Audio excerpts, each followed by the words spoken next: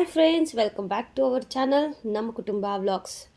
So ಇವತ್ತು 3 days ವಿಡಿಯೋನ ನಾನು ಅಪ್ಲೋಡ್ ಮಾಡ್ತಾ ಇದ್ದೀನಿ. 3 ಡೇಸ್ ಮೀನ್ಸ್ ಈ 3 ಡೇಸು ನಂಗೆ ಒಂಥರ ರಜಾ, ಅಂದರೆ ನನ್ನ ಪೀರಿಯಡ್ ಡೇಸ್ಗಳನ್ನು ನಾನು ಶೂಟ್ ಮಾಡಿ, ಅಂದರೆ ಒಂದೇ ದಿನ ಎಲ್ಲವನ್ನು ಶೂಟ್ ಮಾಡೋಕ್ಕಾಗಲಿಲ್ಲ. ಸೊ ಅದಕ್ಕೇನೆ ಈ 3 ಡೇಸ್ದು ವಿಡಿಯೋನ ಮರ್ಜ್ ಮಾಡಿ ಅಪ್ಲೋಡ್ ಮಾಡ್ತಾ ಇದ್ದೀನಿ. So this is a first day, ಅಂದರೆ ಮಂಡೇ ಮಾರ್ನಿಂಗು. ಸೊ ಇವತ್ತು ದೇವಸ್ಥಾನಕ್ಕೆ ಹೋಗೋಣ ಅಂತ ಅಂದ್ಕೊಂಡೆ ಗೈಸ್. ಯಾಕಂತಂದರೆ ಇವತ್ತು ಮಾಸ ಶಿವರಾತ್ರಿ ಅಂತ ಹೇಳ್ತಾರೆ. ಸೊ ವಿಶೇಷ ದಿನ ಇತ್ತು, ಹೋಗೋಣ ಅಂತ ಅಂದ್ಕೊಳ್ಳೋ ಅಷ್ಟೊತ್ತಿಗೆ ಹಿಂಗಾಯಿತು. ಸರಿ, ಯಾವುದೋ ಒಂದು ಕಾರಣಕ್ಕೇ ಆಗಿರುತ್ತೆ ಅಂತ ಅಂದ್ಕೊಂಡು ಬೆಳಗ್ಗೆನೇ ತರಕಾರಿ ಎಲ್ಲನೂ ಫ್ರಿಜ್ಜೆಲ್ಲ ಕ್ಲೀನ್ ಮಾಡೋಣ. ಬಿಕಾಸ್ ಸಂಡೇ ನಾವು ಸಂತೆಗೆ ಹೋಗಿದ್ವಿ ಅಲ್ವಾ. ಸೊ ತರಕಾರಿ ಎಲ್ಲ ಸಗ್ರಿಗೇಟ್ ಮಾಡಿ ಇಟ್ಟರೆ ನಮಗೆ ಒಂದು ವಾರ ನಾವು ಹೇಗೋ ಅದನ್ನು ಮ್ಯಾನೇಜ್ ಮಾಡ್ಬೋದು. ಸೊ ಹಾಗಾಗಿ ಎಲ್ಲವನ್ನು ಸಗ್ರಿಗೇಟ್ ಮಾಡಿದೆ. ಅದಾದಮೇಲೆ ಯಾವುದೇ ಥರದ ವೀಡಿಯೋ ಶೂಟ್ ಮಾಡಲಿಲ್ಲ. ಇನ್ನು ಡೈರೆಕ್ಟ್ ನಾನು ರಾತ್ರಿ, ಅಂದರೆ ಸಾಯಂಕಾಲ ಆಲ್ಮೋಸ್ಟ್ ಒಂದು 5:30, ಸೊ ಆ ಟೈಮಲ್ಲಿ ವೀಡಿಯೋ ಶೂಟ್ ಮಾಡ್ತಾ ಇದ್ದೀನಿ. ಅಂದರೆ ನಂಗೆ ಒಂದು ಪಾರ್ಸಲ್ ಬರೋದಿತ್ತು. ಸೊ ಮೀಶೋದಲ್ಲಿ ಈಗ ಕೆಲವೊಂದು ಐಟಮ್ಸನ್ನು ಆರ್ಡ್ರ್ ಮಾಡಿದ್ದೆ. ಸೊ ಯೂಶ್ವಲಿ ನಮಗೆ ಪ್ರಾಬ್ಲಮ್ ಆಗೋದು ಎಲ್ಲಿ, ಬ್ಯಾಂಗಲನ್ನು ಸ್ಟೋರ್ ಮಾಡ್ಕೊಳ್ಳೋದಕ್ಕೆ. ಯಾಕಂದರೆ ಇವಾಗ ಬೀರುಲ್ ಕೊಟ್ಟಿರ್ತಾರೆ, ಬಟ್ ಅಷ್ಟು ಬ್ಯಾಂಗಲ್ಸ್ಗಳು ಇನ್ನೂ ಜಾಸ್ತಿನೇ ಇರುತ್ತೆ ನಮ್ಮ ಹತ್ರ. ಅದಕ್ಕೆ ಅಂತ ಹೇಳಿ ಆನ್ಲೈನಲ್ಲಿ ಸರ್ಚ್ ಮಾಡಬೇಕಾದ್ರೆ ಈ ಬಾಕ್ಸ್ ಕಾಣಿಸ್ತು ನನಗೆ. ಸರಿ ತೊಗೊಳ್ಳೋಣ, ಚೆನ್ನಾಗಿರುತ್ತೆ ಅಂತ. ಬಟ್ ಓಪನ್ ಮಾಡ್ತಾ ಇದ್ದಾಗೇ ನನಗೊಂಥರ ಶಾಕು ಗೈಸ್. ಲಿಟ್ರಲಿ ಬೇಜಾರೇ ಆಗೋಯ್ತು. ಯಾಕೆ ಅಂತಂದರೆ ನಾನು ಇಲ್ಲಿ ತೋರಿಸ್ತೀನಿ, ಓಪನಿಂಗ್ ವಿಡಿಯೋನೇ ನಾನು ಹಾಕಿದ್ದೀನಿ.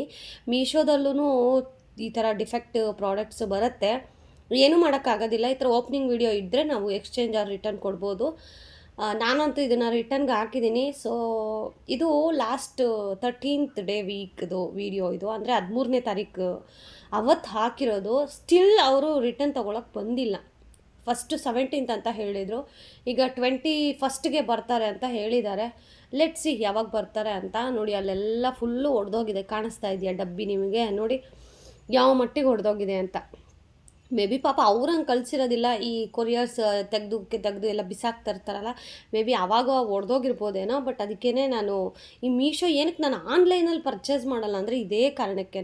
ನಾನು ಆನ್ಲೈನಲ್ಲಿ ಸ್ಯಾರೀಸ್ ಆಗಲಿ ಜ್ಯುವೆಲ್ರೀಸ್ ಆಗಲಿ ಒಂದು ಸತಿಗೆ 4 ಸಾರಿ ಯೋಚನೆ ಮಾಡಿ ನಾನು ಪ್ರಾಡಕ್ಟ್ಗಳನ್ನು ಬೈ ಮಾಡ್ತೀನಿ. ಈ ಥರ ಮೋಸನೇ ಮಾಡ್ತಾರೆ. ಯಾಕಂತಂದರೆ ಮೋಸ ಇಲ್ದಿರೋ ಜಾಗನೇ ಇಲ್ಲ. ಈಗ ಯೂಟ್ಯೂಬಲ್ಲೂ ಎಷ್ಟೊಂದು ಜನ ಮೋಸ ಮಾಡ್ತಾರೆ. ಮೋಸ ಮಾಡಿ ಚೆನ್ನಾಗಂತೂ ಇಲ್ಲ, ಯಾಕಂತ ಅಂದರೆ ಮೋಸ ಮಾಡೋದು ಕ್ಷಣಿಕ. ಬಟ್ ಆ ಮೋಸ ಹೋದ್ಮೇಲೆ ಅವ್ರು ಅನ್ಭೋಗ್ಸೋದಿದೆಯಲ್ಲ, ಅದು ಶಾಶ್ವತ. ಕರ್ಮ ನಿರಂತರ ಅಂತಾರಲ್ಲ, ಹಾಗೇನೆ. ಇವಾಗ ತಕ್ಷಣಕ್ಕೇನೋ ಮೋಸ ಮಾಡಿ ಒಂದು ಸೀರೆನೋ ಒಂದು ಜ್ಯುವೆಲ್ರಿನೋ ಮಾರ್ಬಿಡ್ತಾರೆ. ಬಟ್ ಅದಾದಮೇಲೆ ಅವರು ಫೇಸ್ ಮಾಡೋ ದಿನಗಳಿರುತ್ತಲ್ಲ, ಅದು ಲಿಟ್ರಲಿ ಹೆಂಗಿರುತ್ತೆ ಅಂತಂದರೆ ಹೇಳೋಕ್ಕಾಗೋದಿಲ್ಲ. ಅದರಲ್ಲೂ ಈ ಜಾಸ್ತಿ ಪೂಜೆ ಮಾಡ್ತಾರಲ್ವ ದೇವ್ರು ನಂಬೋರು, ಅವ್ರು ಏನೂ ಮಾಡೋದಿಲ್ಲ. ದೇವ್ರ ಮುಂದೆ ಹತ್ಕೊಂಡು ಇರೋದೆಲ್ಲ ಹೇಳ್ಬಿಡ್ತಾರೆ ದೇವರಿಗೆ. ದೇವ್ರೇನು ಮಾಡ್ತಾನೆ, ನೀಟಾಗಿ ಲಿಸ್ಟ್ ತೊಗೋತಾನೆ, ಆಯ್ತಪ್ಪ ನಾನು ನೋಡ್ಕೋತೀನಿ, ನೀನು ಟೆನ್ಷನ್ ತೊಗೋಬೇಡ ಅಂತ. ಅದಕ್ಕೂ ಮೀರಿ ಇನ್ನೇನು ಹೇಳೋಕ್ಕಾಗತ್ತೆ. ಸೊ ರೀಸೆಂಟಾಗಿ ನನಗೆ ತುಂಬ ಜನ ಮಾಂಗಲ್ಯ ಚೈನ್ ಬಗ್ಗೆ ಕೇಳ್ತಾ ಇದ್ರಿ. ಅದ್ರದ್ದು ಒಂದು ವಿಡಿಯೋ ಹಾಕ್ತೀನಿ. ಯಾಕಂತಂದರೆ ನಾನು ಅವ್ರ ಜೊತೆ ಮಾತಾಡ್ತಾ ಇದ್ದೀನಿ. ಅವ್ರು ಏನಾದರೂ ಒಪ್ಕೊಳ್ಳಿಲ್ಲ ಹ್ಞೂ ಅಂತ ಅಂದರೆ ಗ್ಯಾರಂಟಿ ನಮಗಿರೋ ಹಸ್ತ್ರನೇ ವಿಡಿಯೋ ಮಾಡಿ ಹಾಕೋದು. ಬಿಕಾಸ್ ನಂತರ ಬೇರೆಯವ್ರು ಮೋಸ ಹೋಗೋದು ಬೇಡ. ನಾನು ಆಲ್ರೆಡಿ ಮೋಸ ಹೋಗಿದ್ದೀನಿ, ಬೇರೆಯವ್ರನ್ನ ಮೋಸ ಮಾಡೋಕ್ಕೆ ಬಿಡೋದು ಬೇಡ ಅಂತ. ಎಲ್ಲೋದ್ರೂ ಅನ್ಯಾಯನೇ ಗೈಸ್. ನಾವು ಎಷ್ಟೇ ಸೂಕ್ಷ್ಮವಾಗಿರ್ತೀವಿ, ನಾನು 1 to 2 ಸರಿ ಯೋಚನೆ ಮಾಡ್ತೀನಿ ಏನಾದರೂ ಒಂದು ಪ್ರಾಡಕ್ಟ್ ತೊಗೋಬೇಕಂತಂದರೆ. ಅಂತ ನನಗೆ ಮೋಸ ಮಾಡ್ತಾರೆ ಅಂದರೆ ಇನ್ನು ಡೈಲಿ 3 ಹೊತ್ತೂ ಶಾಪಿಂಗ್ ಮಾಡ್ತಾರಲ್ಲ ಆನ್ಲೈನಲ್ಲಿ, ಯಪ್ಪ ಅವ್ರಿಗೆಲ್ಲ ಇಲ್ಲಿಂದಾನೇ ಒಂದು ದೊಡ್ಡ ನಮಸ್ಕಾರ ಹಾಕ್ತೀನಿ ನಾನು. ಬಿಟ್ಟಾಕಿ ಏನು ಮಾಡೋಕ್ಕಾಗೋದಿಲ್ಲ. ಸೊ ಮೀಸೋ ಪಾರ್ಸಲ್ ಬಂತಲ್ಲ, ಬೇಜಾರ್ಗೆನೇ ಪರ್ಯಂತಗೂ ಟ್ಯೂಷನೆಲ್ಲ ಮುಗಿಸಿ ಅದಾದಮೇಲೆ ಫಸ್ಟ್ ಡೇ ಅಲ್ವಾ, ನಂಗೆ ಯಾಕೋ ಸ್ವಲ್ಪ ಬ್ಯಾಕ್ ಪೇನು ಹೊಟ್ಟೆನೋ ಎಲ್ಲ ಇತ್ತು. ರೀ ಅದಕ್ಕೆ ಏನೋ ತೊಗೊಬನ್ರಿ, ಊಟ ಮಾಡೋಕ್ಕಾಗಲ್ಲ ಅಂತ ಅಂದೆ. ಅಯ್ಯೋ ಆಯಿತು ಬಿಡಪ್ಪ, ಅದಕ್ಕೆ ಯಾಕೆ ನಂಗೆ ರಿಕ್ವೆಸ್ಟ್ ಮಾಡ್ತೀಯ, ಆರ್ಡ್ರ್ ಮಾಡ್ಬೇಕು ನೀನು ಅಂತಂದರೆ ನಮ್ಮ ಯಜಮಾನ್ರು. ನನಗೆ ಆರ್ಡ್ರ್ ಮಾಡೋದೆಲ್ಲ ನಿಜವಾಗ್ಲೂ ಬರೋಲ್ಲ, ನಾನು ರಿಕ್ವೆಸ್ಟಲ್ಲೇ ಹೋಗೋದು. ಅದನ್ನು ನಾನು ನನ್ನ ಮಗನಿಗೂ ಹೇಳ್ಕೊಟ್ಟಿದ್ದೀನಿ. ಯಾರ ಹತ್ರ ಆದರೂ ಏನಾದರೂ ತೊಗೋಬೇಕು ಅಂತಂದರೆ you have to request them ಅಂತ. ಸೊ ಎಕ್ಸ್ಕ್ಯೂಸ್ ಮೀ ಪ್ಲೀಸ್ ಅಂತ ಕೇಳಿಬಿಟ್ಟು ನೀನು ನೆಕ್ಸ್ಟ್ ಮಾಡಬೇಕು, ಏನಾದರೂ ತೊಗೋಬೇಕು ಅಂತ ಅಂದರೆ. ನಾನು ಅಷ್ಟೇ ನಮ್ಮ ಯಜಮಾನ್ರಿಗೂ ನಾನು ರಿಕ್ವೆಸ್ಟೇ ಮಾಡ್ತೀನಿ. ನಂಗೆ ಯಾಕೋ ಸ್ವಲ್ಪ ಬ್ಯಾಕ್ ಪೇನ್ ಆಗ್ತಾಯಿದೆ ರೀ, ಇವತ್ತೇನು ಅಡುಗೆ ಮಾಡೋಕ್ಕಾಗೋದಿಲ್ಲ ಅಂತ ಅಂದೆ. ಸರಿ ಆಯಿತು ಬಿಡಪ್ಪ, ಯಾಕಂದ್ರೆ ನಾನ್ ವೆಜ್ ತಿನ್ನೋ ಹಾಗಿಲ್ಲ, ಆಲ್ರೆಡಿ ಕಾಳು ಸಾಂಬಾರೆಲ್ಲ ಇದೆ ಆಯಿತಾ, ಸೂಪ್ ಇದೆ, ಅದನ್ನು ನಾನು ತಿನ್ನೋ ಹಾಗಿಲ್ಲ. ಇವತ್ತು ಸೋಮವಾರ ಹಂಗಾಗಿ ಸರಿ ಆಯ್ತಪ್ಪ ಅಂತ ಹೇಳಿ ಮಸಾಲೆ ದೋಸೆ ಮತ್ತು ಸೆಟ್ ದೋಸೆ ತಂದಿದ್ರು. ತಿಂತಾಯಿದ್ದೀನಿ ಲಿಟ್ರಲಿ. ನೀವು ನಂಬಲ್ಲ ಗೈಸ್, ಯಾವಾಗ ಹೋಗಿ ಮಲ್ಕೊಳ್ಳೋಣಪ್ಪ ಅಂತ ಅನ್ನಿಸ್ತಾ ಇದೆ. ಆ್ಯಂಡ್ ಈಗ ರೀಸೆಂಟಾಗಿ ನನಗೆ ಬ್ಲಡ್ಡೆಲ್ಲ ಹಾಕ್ಸಿದಾದ್ಮೇಲೆ ತುಂಬಾ ಹೆವಿ ಫ್ಲೋ ಇದೆ. ಸೊ ಹಾಸ್ಪಿಟಲ್ಗೆ ಹೋಗಿ ಡಾಕ್ಟ್ರಿಗೆ ಚೆಕ್ ಮಾಡಿದ್ರೆ ಟ್ಯಾಬ್ಲೆಟ್ಸ್ ಕೊಡ್ತಾರೆ. ಟ್ಯಾಬ್ಲೆಟ್ಸ್ ತೊಗೊಂಡಷ್ಟು ನನ್ನ ಬಾಡಿಗೆ ಆಗ್ತಾಯಿಲ್ಲ ನನಗೆ. ಸೊ ಅದಕ್ಕೇ ನಾನು ಟ್ಯಾಬ್ಲೆಟ್ಸ್ ಏನೂ ಬೇಡ, ಅಯ್ಯೋ ಬಿಡು, ಹೋಗಬೇಕು ಅಂತ ಇದ್ದರೆ ಹೋಗೋದೆಲ್ಲ ಬ್ಯಾಡ್ ಬ್ಲಡ್ಡೇ ಅಲ್ವಾ, ಏನೂ ಮಾಡೋಕ್ಕಾಗೋದಿಲ್ಲ ಅಂತ ಹೇಳಿ ನಾನು ಅದನ್ನು ತಲೆಗೆ ಹಾಕ್ಕೊಂಡಿಲ್ಲ. ಸೊ ಆ 3 ಡೇಸ್ ಸ್ವಲ್ಪ ಹುಷಾರಾಗಿ ಸ್ವಲ್ಪ ರೆಸ್ಟ್ ಮಾಡಿದ್ರೆ ಸಾಕಾಯಿತು ಬಿಡು ಅಂತ. ಯಾಕಿವತ್ತು ನಾನು ಈ ಮಾತು ಹೇಳ್ತಾ ಇದ್ದೀನಿ ಅಂತಂದರೆ, ಎಷ್ಟೋ ಜನ ಹೆಣ್ಮಕ್ಳಿಗೆ ಈಗ ನೀವು ಅಬ್ಸರ್ವ್ ಮಾಡಿ, ಹೋದ ವರ್ಷ ಅಥವಾ ಅದಕ್ಕೆ ಹೋದ ವರ್ಷ ಯಾವುದೇ ಥರದ ಪ್ರಾಬ್ಲಮ್ ಇರಲಿಲ್ಲ. ನೀವು ನಂಬ್ತಿರೋ ಇಲ್ವೋ, ಲಾಸ್ಟ್ ಒಂದು 1 ಇಯರ್ ಈಚೆಗೆ ತುಂಬ ನನಗೆ ನನ್ನೊಬ್ಬಳದೇ ಅಂತ ಹೇಳ್ತಾ ಇಲ್ಲ, ತುಂಬ ಜನ ಹೇಳೋದೆ ನನಗೆ ಹೆವಿ ಬ್ಲೀಡಿಂಗ್ ಆಗ್ತಾಯಿದೆ, ಹೆವಿ ಫ್ಲೋ ಇದೆ, ಏನು ಮಾಡೋದು ಹೋಗಪ್ಪ ಅಂತ. ಯಾಕಂದರೆ ಅಕ್ಕಪಕ್ಕ ಮನೆಗಳಲ್ಲಿ ಇವಾಗ ನಾವು ಸಾಮಾನ್ಯವಾಗಿ ಮಾತಾಡ್ತಾ ಇರ್ತೀವಿ. ಮೇ ಬಿ ನಿಮಗೂ ಎಷ್ಟೊಂದು ಜನ ಈಗ ಹೆಣ್ಮಕ್ಳು ವಿಡಿಯೋ ನೋಡ್ತಾ ಇರ್ತೀರ. ಸೊ ನಿಮಗೂ ಇದೇ ಥರ ಅನ್ನಿಸ್ತಾ ಇದೆಯಾ, ಏನಾಯಿತು ಕಳೆದ 1 ವರ್ಷದಿಂದ ನಾವು ಆಹಾರದಲ್ಲಿ ಏನಾದರೂ ವೇರಿಯನ್ಸ್ ಇದೆಯಾ, ಅಥವಾ ವಾಟ್ ವೈ ಕ್ವಶ್ಚನ್ ಮಾರ್ಕಲ್ಲೇ ಇದೆ ಗೈಸ್. ಎಷ್ಟೊಂದು ಜನ ನಾನು ಹೇಳಿರೋದು ನನ್ನ ಹತ್ರ ನಾನು ಶೇರ್ ಮಾಡ್ತಾ ಇದ್ದೀನಿ. ಸೊ ಅದಕ್ಕೆ ನಾನು ಮಾಡೋ ಮನೆ ರೆಮಿಡಿ ಏನಪ್ಪ ಅಂತಂದರೆ, ನಿಂಬೆಹಣ್ಣು ಜ್ಯೂಸ್ ಮಾಡಿ ಕುಡಿತೀನಿ. ಸೊ ನಿಂಬೆಹಣ್ಣು ಜ್ಯೂಸ್ ಕುಡಿಯೋದ್ರಿಂದ ಆ ಫ್ಲೋಯಿಂಗ್ ಸ್ವಲ್ಪ ಓಕೆ ಆಗುತ್ತೆ, ಮತ್ತು ಬ್ಯಾಕ್ ಪೇನು, ಸ್ಟಮಕ್ ಪೇನ್ ಏನಿರುತ್ತಲ್ಲ ಅದು ಕ್ರಮೇಣ ಸ್ವಲ್ಪ ಕಡಿಮೆ ಆಗುತ್ತೆ. ಸೊ ನನ್ನ ಬಾಡಿಗೆ ಮೇ ಬಿ ನೀವು ಬೇಕು ಅಂದರೆ ಟ್ರೈ ಮಾಡಿ, ಖಂಡಿತವಾಗ್ಲೂ ಆಗಬಹುದು. ಆ್ಯಂಡ್ ನಾವು ಅಂತೀವಲ್ವ 3 ಡೇಸ್ ಅಷ್ಟು, ಅಯ್ಯೋ ಸಾಕಾಯ್ತಪ್ಪ ಇವತ್ತು ಏನೂ ಮಾಡೋಕ್ಕೆ ಮೂಡಿಲ್ಲ, ಏನಾದರೂ ತೊಗೊಬರ್ರಿ ಅಂತ.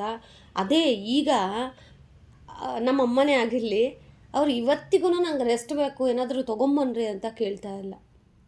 ಅವ್ರು ಇವತ್ತಿಗೂ ಎದ್ದೋಗಿ ಅಡುಗೆ ಮಾಡಿ ತಿಂತಾರೆ. ಯಾಕೆ ಅಂದರೆ ಆವಾಗ ಅವ್ರು ತಿಂದಿರೋ ಫುಡ್ ಆ ಥರ ಇತ್ತು. ಇವಾಗ ನಾವು ತಿಂತಾರೋದೆಲ್ಲ ಜಂಕ್ ಫುಡ್, ಎಲ್ಲದರಲ್ಲೂ ಕಲಬೆರಕೆ.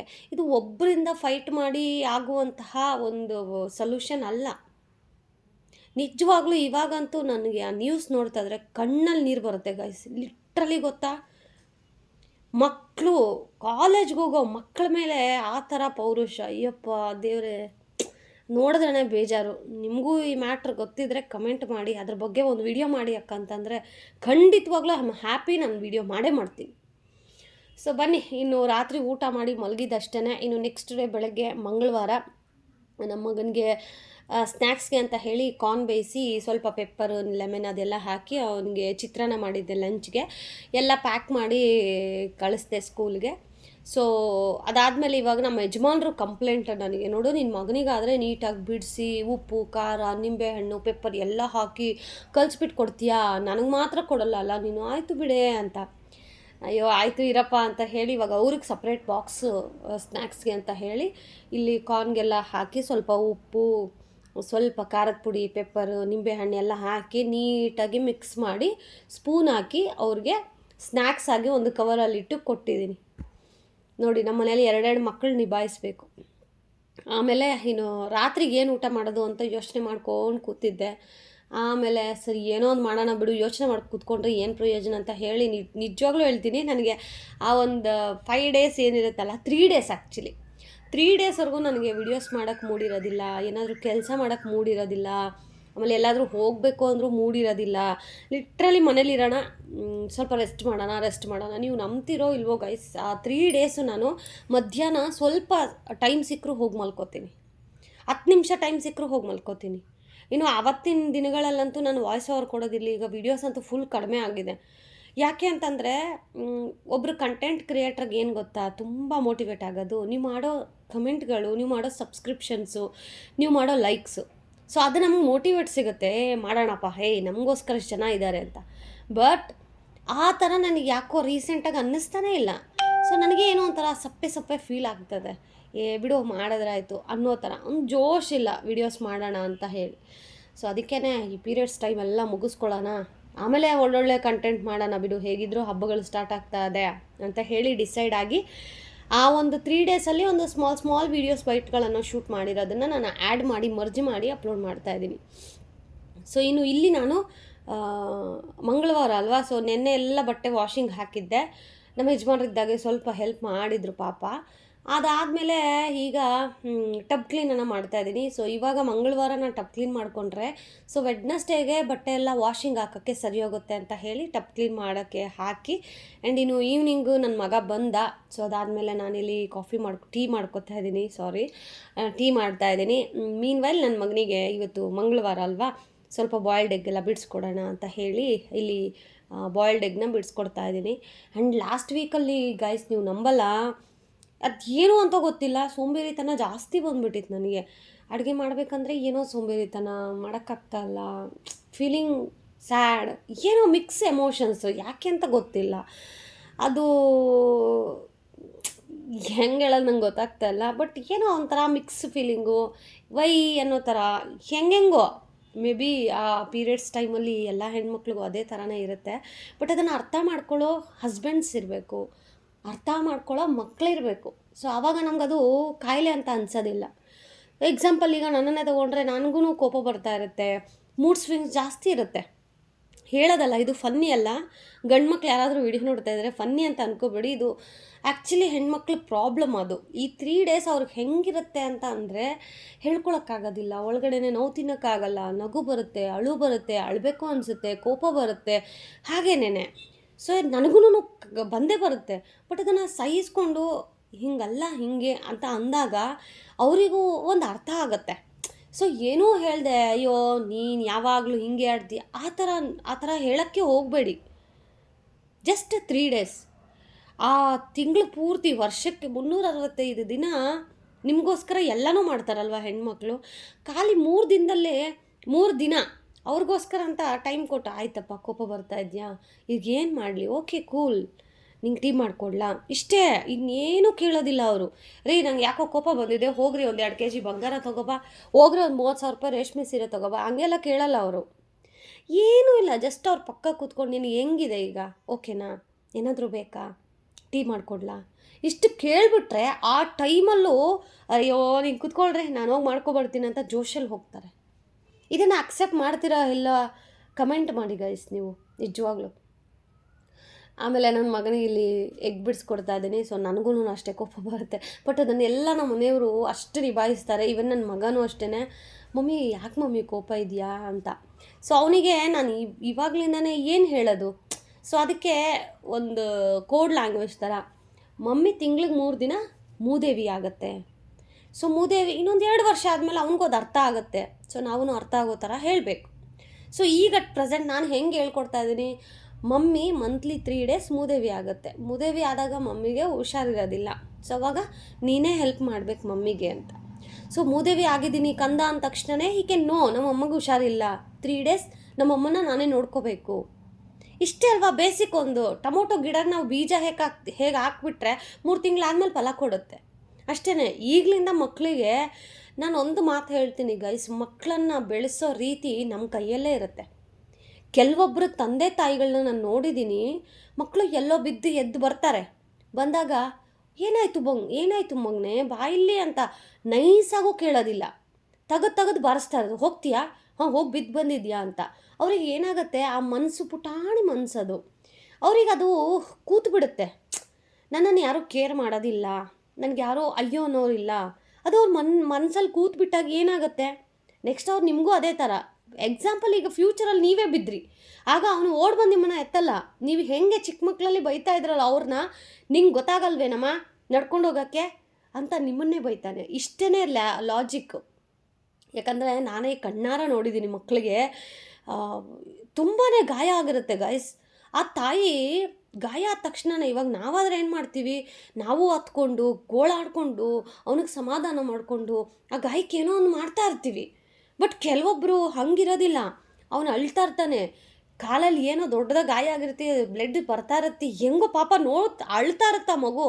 ಇವರು ಹೋದಾ ನಾನು ಹೇಳ್ದೆ ನಿಂಗೆ ಹೋಗ್ಬೇಡ ಅಂತ ಬಾರಿಸ್ತಾ ಇರ್ತಾರೆ ಆ ನೋವಲ್ಲೇನೆ.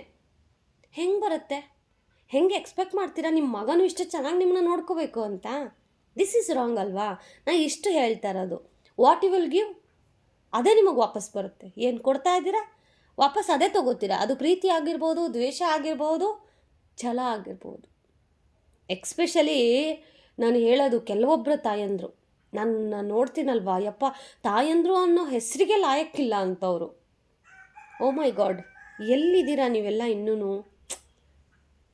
ಬಟ್ ಇನ್ನೂ ಕೆಲವೊಬ್ಬರು ಎಷ್ಟು ಪ್ರೀತಿಯಿಂದ ಅದೇ ಆ ಥರನೂ ತಾಯಂದ್ರನ್ನ ನೋಡಿದ್ದೀವಿ. ಎಷ್ಟು ಪ್ರೀತಿಯಿಂದ ಮಕ್ಕಳು ಬಂದ ತಕ್ಷಣವೇ ಸ್ಕೂಲಿಂದ ಅವ್ರು ಎಷ್ಟು ಟಯರ್ಡಾಗಿ ಬರ್ತಾರೆ, ಬಂದ ತಕ್ಷಣವೇ ಅವ್ರನ್ನ ಮುದ್ದಾಡೋದಾಗಲಿ, ಅವ್ರ ಸ್ಕೂಲಲ್ಲಿ ಏನಾಗಿದೆ ಕೇಳೋದಾಗಲಿ, ಅವ್ರ ಜೊತೆ ಕೂತು ಹೋಮ್ವರ್ಕ್ ಮಾಡೋದ್ರಲ್ಲಿ ಇರೋ ಖುಷಿ ಬೇರೆದ್ರಲ್ಲಿ ಇರೋದಿಲ್ಲ. ಆ್ಯಂಡ್ ಅವರು ಅಷ್ಟೇ ನಿಮ್ಮನ್ನು ಅಷ್ಟೇ ನಂಬ್ತಾರೆ. ತುಂಬಾ ಒಂದು ನಂಬಿಕೆ ಅನ್ನೋದು ಬಿಲ್ಡ್ ಆಗುತ್ತೆ. ಏನೋ ಚಿಕ್ಕವಳೋ ದೊಡ್ಡವಳೋ ನನಗೆ ತಿಳಿದಿರೋದನ್ನು ನಿಮ್ಮ ಜೊತೆಗೆ ಶೇರ್ ಮಾಡ್ತಾಯಿದ್ದೀನಿ. ಕೆಲವೊಬ್ಬರಿಗೆ ಕೋಪ ಬರ್ಬೋದು, ಯಾಕಂದರೆ ಮಕ್ಕಳನ್ನ ಹೊಡಿತಾರಲ್ಲ ಅಂಥವರಿಗೆ. ಬಟ್ ನಾನು ಹೇಳ್ತೀನಿ, ಮಕ್ಕಳು ಅವರಾಗ ಅವರೇ ಆಸೆ ಪಟ್ಟು ನಿಮ್ಮ ಹೊಟ್ಟೆಲಿ ಹುಟ್ಟಕ್ಕೆ ಇಷ್ಟಪಡೋದಿಲ್ಲ. ಸೊ ನಾವೇ ಅವ್ರನ್ನ ನಮಗೆ ಬೇಕು ಅಂತ ಲೈಫಲ್ಲಿ ಯಾರೋ ಏನೋ ಅಂತಾರೆ, ಒಂದು ತಾಯ್ತನ ಬೇಕು ಅಂತ ಹೇಳಿ ನಾವು ಮಾಡ್ಕೊಳ್ಳೋ ತಪ್ಪಿಗೆ ಮಕ್ಕಳನ್ನ ಯಾಕೆ ದೂರಬೇಕು ಅಲ್ವಾ? ಪುಣ್ಯ ಮಾಡಿದ್ದೀವಿ ಗುರು, ನಮಗೆಲ್ಲ ಒಳ್ಳೊಳ್ಳೆ ಮಕ್ಕಳಿದ್ದಾರೆ ಆಯಿತಾ. ಎಷ್ಟೋ ಜನಕ್ಕೆ ಪಾಪ ಮಕ್ಕಳೇ ಇರೋದಿಲ್ಲ, ಅವರೆಲ್ಲ ನಿಮ್ಗಿದಾರಲ್ವ, ಇರೋ ಮಕ್ಕಳನ್ನ ಚೆನ್ನಾಗಿ ನೋಡ್ಕೊಳ್ಳಿ.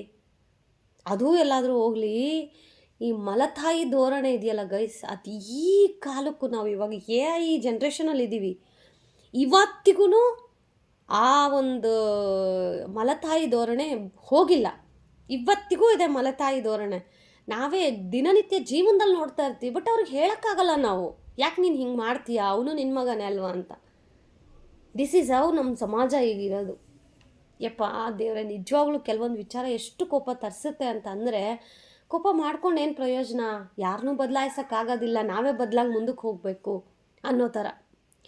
ಬಿಡಿ, ಕೆಲವೊಬ್ರಿಗೆ ಅರ್ಥ ಆಗೋರಿಗೆ ಅರ್ಥ ಆಗಿರಲಿ. ಆ್ಯಂಡ್ ಬನ್ನಿ, ಈಗ ಇದು ವೆಡ್ನೆಸ್ಡೇ ಇದೆ. ನಾನು ಹೇಳಿದ್ನಲ್ವಾ ಒಂದೊಂದು ದಿನದ ವಿಡಿಯೋ ಶೂಟ್ ಮಾಡಿರೋದು ಅಂತ ಹೇಳಿ. ವೆಡ್ನೆಸ್ಡೇ ಇವತ್ತು. ಆ್ಯಂಡ್ ವೆಡ್ನೆಸ್ಡೇ ಈವ್ನಿಂಗು ಪರ್ಯಂತ್ ಟೀ ಶರ್ಟ್ ಬಂದಿತ್ತು, ಸೊ ಅದನ್ನು ಬುಕ್ ಮಾಡಿದ್ದೆ. ಈಗ ಅಫಿಲಿಯೇಟ್ ಮಾರ್ಕೆಟ್ ತುಂಬಾ ವರ್ಕ್ ಆಗ್ತಾಯಿದೆ ಗೈಸ್, ಸೊ ಹಾಗಾಗಿ ನಾನು ಟ್ರೈ ಮಾಡೋಣ ಅಫಿಲಿಯೇಟ್ ಮಾರ್ಕೆಟ್ ಅಂತ ಹೇಳಿ ಈಗ ವೀಡಿಯೋಸನ್ನು ಶೂಟ್ ಮಾಡಬೇಕು. ಈಗ ಪೀರಿಯಡ್ಸ್ ಟೈಮೆಲ್ಲ ಮುಗಿಸ್ಕೊಂಡು ನೆಕ್ಸ್ಟ್ ವೀಕಿಂದ ಸ್ಟಾರ್ಟ್ ಮಾಡೋಣ ಅಂತ ಹೇಳಿ. ಆ್ಯಂಡ್ ಇವತ್ತು ಸಾಯಂಕಾಲನೂ ನಮ್ಮ ಯಜಮಾನ್ರು ಬಾ ಎಲ್ಲಾದರೂ ಹೋಗೋಣ ಅಂತ ಹೇಳಿದ್ರು. ನಾನು ಇಲ್ಲ ಕಣ್ರೆ, ನಂಗೆ ಸೊಂಟ ನೋಯ್ತಾ ಇದೆ, ಹೋಗಪ್ಪ ನಾನು ಬರೋಲ್ಲ, ಯಾಕೆ because this is third day ಅಲ್ವಾ, ಅದಕ್ಕೆ ಇಲ್ಲಪ್ಪ ನಾನು ಬರೋಲ್ಲ ಅಂದರು. ನನ್ನ ಮಗ ಮಮ್ಮಿ ಪ್ಲೀಸ್ ಮಮ್ಮಿ ಅಂತ ಬಿಡಲೇ ಇಲ್ಲ. ನಮ್ಮ ಯಜಮಾನ್ರಿಗಾದರೂ ಏನಾದರೂ ಹೇಳ್ಬೋದು, ಬಟ್ ಅವನಿಗೆ ಹಠ ಬೇಕಂದರೆ ಬೇಕು, ಹೋಗೋಣ ಮಮ್ಮಿ ಹೋಗೋಣ ಅಂತ. ಸರಿ ಆಯಿತು ಅಂತ ನಮಗಿಲ್ಲಿ ನಿಯರ್ ಬೈ ಸರ್ಜಾಪುರದ ಹತ್ರ ಹೋಗಿ ಬರ್ಗರ್ ತೊಗೊಂಬಂದಿದ್ದಾನೆ ನೋಡಿ. ಮಮ್ಮಿ ನಂಗೆ ಯಾಕೋ ಬರ್ಗರ್ ತಿನ್ನಬೇಕು ಅಂದರೆ, ಲಾಸ್ಟ್ ಟೈಮ್ ಒಂದು ಬರ್ಗರ್ ತರಿಸಿದ್ವಿ, ತುಂಬ ಚೆನ್ನಾಗಿತ್ತು. ಮನೇಲಿ ಅದು ಹೆಂಗೆ ಮಾಡ್ತಾರಂತ ನಂಗೆ ಕಲಿಬೇಕು ಗ್ಯಾರಂಟಿ, ಯಾಕಂದ್ರೆ ನಮ್ಮ ಮಗನಿಗೆ ಅಷ್ಟು ಇಷ್ಟ ಆಗಿಬಿಟ್ಟಿದೆ. ಸೊ ಹೇಗಾದರೂ ನಾನು ಬರ್ಗರ್ ಮಾಡೋದು ಕಲಿತು ಅವನು ಮಾಡಿಕೊಡ್ಬೇಕು ಅಂತ. ಆಮೇಲೆ ಇದು ಇಲ್ಲಿ ನೋಡಿ, ಯಾವುದು ಇದು ಚೀಸ್ ಬಾಲ್ಸ್ ಅಂತ, ಎಷ್ಟು ಚೆನ್ನಾಗಿತ್ತು ಅಂದರೆ ಬಾಯಲ್ಲಿ ಇಕ್ಕರೆ ಮೆಲ್ಟ್ ಆಗ್ತದೆ ಗೈಸು, ಅಷ್ಟು ಚೆನ್ನಾಗಿತ್ತು. ಬಟ್ ಇದು ಸೇಫ್ ಅಲ್ಲ, ಬಟ್ ಯಾವಾಗಲೂ ತಿಂಗಳಿಗೆ ಒಂದು ಸತಿ, 6 ತಿಂಗಳಿಗೆ ಒಂದು ಸತಿ, ಯಾಕಂದ್ರೆ ನೀವೇ ನೋಡ್ತೀರ ನನ್ನ ಬ್ಲಾಗ್ಗಳನ್ನು, ನಾವೇನು ವಾರ ದಿನಾಗಲೂ ಜಂಕ್ ಫುಡ್ ಕೊಡಿಸ್ತೀವ, ಇಲ್ಲ. ಸ್ಕೂಲಿಗೂ ಸ್ನ್ಯಾಕ್ಸ್ಗೆ ನಾವು ಅವನಿಗೆ ಫ್ರೂಟ್ಸು, ವೆಜಿಟೇಬಲ್ಸ್ ಈ ಥರದ್ದು ಹಾಕಿ ಕಳಿಸ್ತೀವಿ. ಸೊ ಹಂಗಿರ್ಬೇಕಾದ್ರೆ ಏನೋ ಪಾಪ ಮಗು ಆಸೆ ಪಟ್ಟಿದ್ದಾನೆ, ಒಂದಿನ ಅಲ್ವಾ ಅಂತ ಹೇಳಿ ಕೊಡಿಸಿದ್ದೀವಿ ಅಷ್ಟೇ. ಚೀಸ್ ಬಾಲ್ಸ್ ನೋಡಿ ಎಷ್ಟು ಚೆನ್ನಾಗಿದೆ ಅಂದರೆ, ನಂಗೆ ಲಿಟ್ರಲಿ ಈಗ ವಾಯ್ಸ್ ಅವ್ರು ಕೊಡ್ತಾಯಿದ್ರೆ ನಂಗೆ ಬಾಯಲ್ಲಿ ನೀರು ಬರ್ತಾಯಿದೆ, ಅಷ್ಟು ಚೆನ್ನಾಗಿತ್ತು ಮಾತ್ರ. ಆಮೇಲೆ ಬರ್ಗರ್ಸು, ಅಬ್ಬಬ್ಬಾ ಎಷ್ಟು ಚೆನ್ನಾಗಿದ್ದಾವೆ ಬರ್ಗರ್ಸು ಅಂತಂದರೆ, ನಾನು ಈ ಚೈನಾದೆಲ್ಲ ಫುಡ್ ವ್ಲಾಗ್ ಬರುತ್ತಲ್ಲ ಅದು ನೋಡ್ತೀನಿ ಜಾಸ್ತಿ. ಅವರೆಲ್ಲ ತಿನ್ನಬೇಕಾದ್ರೆ ಅಂದ್ಕೊಳ್ಳೋದು, ಅಯ್ಯೋ ಆ ಬನ್ನು ಬ್ರೆಡ್ ಜೊತೆಗೆ ಏನಪ್ಪ ತಿಂತಾರೆ ಅಂತ. ಅದನ್ನು ಟೇಸ್ಟ್ ಮಾಡಿದ್ಮೇಲೆ ಗೊತ್ತಾಯಿತು, ಅಯ್ಯೋ ಎಷ್ಟು ಟೇಸ್ಟ್ ಸಕ್ಕದಾಗಿದೆ ಅಂತ. ಯಪ್ಪ ಹೇಳಕ್ಕಂತೂ ಅಲ್ಲ, ನನ್ನ ಕಡೆಯಿಂದ 10/10 ಕೊಡ್ತೀನಿ, ಬಿಕಾಸ್ ಅಷ್ಟು ಚೆನ್ನಾಗಿತ್ತು. ಆಮೇಲೆ ಇಲ್ಲಿ ನಮ್ಮ ಹಳ್ಳಿ ಸೈಡ್ ಹೆಂಗಂತಂದರೆ, ಸಿಟಿಗಳಲ್ಲೆಲ್ಲನೂ ಕರ್ಟನ್ ಹಾಕ್ಬಿಟ್ಟು ಒಳಗಡೆ ಮಾಡೋದು ನಮಗೆ ತೋರಿಸೋದಿಲ್ಲ. ಬಟ್ ನಮ್ಮ ಕಡೆ ಹಾಗಲ್ಲ, ನಮ್ಮ ಮುಂದೆನೇ ಮಾಡ್ತಾರೆ. ಸೊ ನಾನು ಫೋನ್ ತೊಗೊಂಡು ಹೋಗಿರಲಿಲ್ಲ, ಯಾಕಂತಂದರೆ ವೀಡಿಯೋ ಮಾಡೋ ಐಡಿಯಾ ಇರಲಿಲ್ಲ ನನಗೆ. ನಾನು ಫೋನ್ ತೊಗೊಂಡೋಗಿಲ್ಲ, ತೊಗೊಂಡೋಗಿದ್ರೆ ಅದನ್ನ ವೀಡಿಯೋ ಶೂಟ್ ಮಾಡಿ ನಿಮಗೆ ಶೇರ್ ಮಾಡ್ತಾಯಿದ್ದೆ. ನಮ್ಮ ಕಣ್ಮುಂದೆನೇ ಎಷ್ಟು ಚೆನ್ನಾಗಿ ಬ್ರೆಡ್ನ ರೋಸ್ಟ್ ಮಾಡಿ, ಆಮೇಲೆ ಚಿಕನ್ದು ಅದು ಸ್ಲೈಸ್ ಇರುತ್ತಲ್ಲ ಅದನ್ನು ಎಣ್ಣೆಗೆ ನಮ್ಮ ಮುಂದೆನೇ ಎಣ್ಣೆಗೆ ಹಾಕಿ ಕರೆದು ನಮ್ಮ ಮುಂದೆನೇ ಮಾಡಿಕೊಡ್ತಾರೆ. ಸೊ ಹಾಗಾಗಿ ಒಂದು ಸ್ವಲ್ಪ ಸೇಫ್ ಅಂತ ನನಗನ್ಸುತ್ತೆ. ಆ್ಯಂಡ್ 2 ಬರ್ಗರ್ ತೊಗೊಂಡ್ವಿ, ನನ್ನ ಮಗನಿಗೊಂದು ನನಗೊಂದು. ಆಮೇಲೆ ನೀವು ಕೇಳ್ಬೋದು ಅಣ್ಣಂಗೆ ಏನು ಕೊಡಿಸಿದ್ರಿ ಅಂತ. ನಮ್ಮ ಯಜಮಾನ್ರು ನಾನ್ ವೆಜ್ ತಿನ್ನಲ್ಲ. ಆಮೇಲೆ ಪಾನಿಪುರಿ ತೊಗೊಳ್ಳೋಣ ರೀ ಅಂತ ಅಂದೆ, ನಂಗೆ ಬೇಡ ಅಂತ ಅಂದರು. ಸರಿ ಇನ್ನೇನಾದರೂ ತಿಂತೀಯಾ ಹೇಳು ಅಂತ ಅಂದರೆ, ನಂಗೆ ಏನೂ ಬೇಡ, ನೀವು ಖುಷಿಯಾಗಿದ್ದರೆ ಸಾಕು ಅಂತ. ಬಟ್ ತುಂಬ ಪ್ರೌಡ್ಲಿ ನಾನು ಹೇಳ್ತೀನಿ, ಆ್ಯಕ್ಚುಲಿ ತುಂಬ ಲಕ್ಕಿ ನಾವು. ಎಲ್ಲರ ಮನೇಲೂ ಜಗಳ ಕಾಮನ್ನೇ, ಎಲ್ಲರ ಮನೇಲೂ ಕಾಂಟ್ರವರ್ಸೀಸ್ ಅದು ಇದು ಇದ್ದಿದ್ದೆ. ಬಟ್ ಎಲ್ಲವನ್ನು ಮೀರಿ ಒಂದು ಸಂಸಾರ ಈಜ್ಕೊಂಡು ಹೋಗೋದು ಅಂತ ಅಲ್ವಾ, ಅಂದರೆ ಸಮುದ್ರ ಈಜೋದು ಹೇಗೋ, ಸಮುದ್ರನೂ ಸಂಸಾರನೂ ಒಂದು ಸಮುದ್ರ ಥರನೇ. ಅದನ್ನು ಈಜಕ್ಕೆ ಎರಡೂ ಹೆಗಲುಗಳ ಎರಡೂ ಕಡೆ ಪ್ರಯತ್ನ ತುಂಬಾ ಮುಖ್ಯ. ಸೊ ಈ ವಿಡಿಯೋಸ್ ಎಲ್ಲ ನಾನು ನಮ್ಮ ಯಜಮಾನ್ರ ಫೋನಲ್ಲಿ ಮಾಡಿರೋ ವಿಡಿಯೋಗಳನ್ನು ಸೆಂಡ್ ಮಾಡಿ ನಿಮ್ಗೆ ಅಪ್ಲೋಡ್ ಮಾಡ್ತಾ ಇದ್ದೀನಿ. ಆ್ಯಂಡ್ ಇನ್ನು ಅವ್ರಿಗೇನು ಬೇಡ ಅಂತ ಅಂದರು. ಸರಿ ಮನೆಗೆ ಬಂದು ಅವ್ರಿಗೆ ಮುದ್ದೆ ಏನಾದರೂ ಮಾಡಿಕೊಡೋಣ ಅಂತ. ಬಿಕಾಸ್ ಮುದ್ದೆ is a favourite food for my husband. So ಮುದ್ದೆ ಮಾಡಿಬಿಟ್ಟು ಖಾರ ಏನಾದರೂ ಮಾಡಿಬಿಟ್ರೆ ಆರಾಮಾಗಿ ಊಟ ಮಾಡ್ಕೋತಾರೆ. ಸರಿ ಎಷ್ಟೊತ್ತು ಮಾಡೋದು ಅಂತ ಹೇಳಿ ನಾವು ಬರ್ಗರೆಲ್ಲ ತಿಂದ್ವಿ. ಅವ್ರಿಗೆ ಮುದ್ದೆ ಮಾಡಿ ಖಾರ ಮಾಡಿದ್ದೆ. ಆ್ಯಂಡ್ ಈ ಕಂಪ್ಲೀಟ್ 3 ಡೇಸ್ ವ್ಲಾಗ್ ನಿಮ್ಗೆ ಹೇಗೆ ಅನ್ನಿಸ್ತು ಅಂತ ಹೇಳಿ ಕಮೆಂಟ್ ಮಾಡಿ. And thank you so much. Wonderful video ಜೊತೆಗೆ ಸಿಗ್ತೀನಿ ಅಂತ ಹೇಳ್ತಾ, ಇದೇ ಥರ ಸಪೋರ್ಟ್ ಮಾಡ್ತಾ ಇರಿ. Lots of love.